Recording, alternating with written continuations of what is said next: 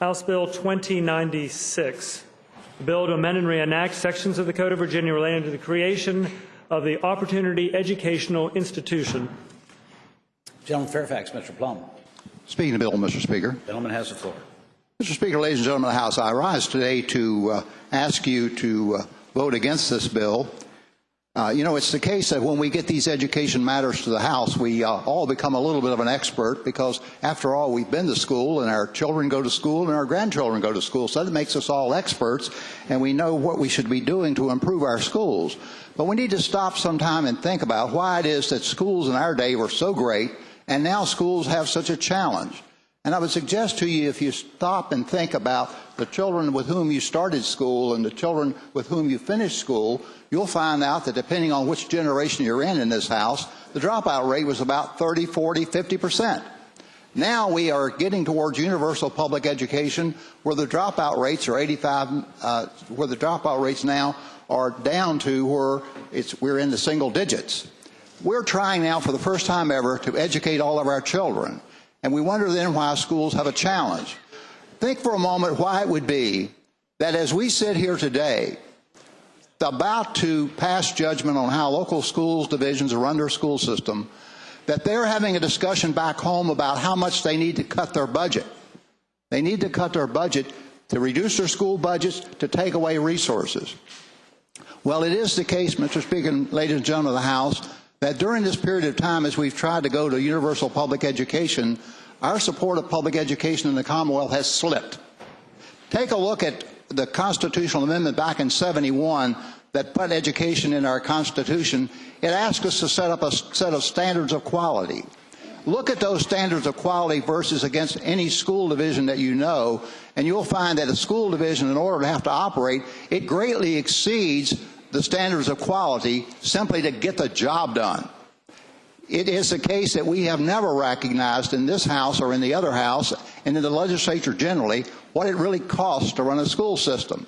So why would it be that an elected school board, staffed with professional educators as superintendent, principals, and teachers, why would they let these schools fail? These failing schools that we're talking about. And the answer is very simple.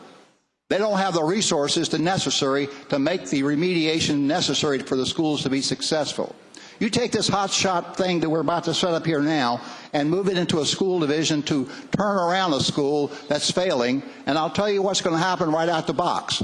They're first of all going to have a turnaround principal, and he's not going to come at the price you've been paying your principals in the past. This is somebody that's going to come with an expertise with a price tag.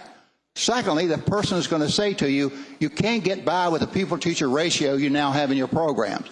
More than 30 kids in a classroom, it's not going to work. We're going to have to cut that ratio to about 18 to 1, and we may need to add some teacher aides here and there. In other words, if you put the money into the schools will be successful.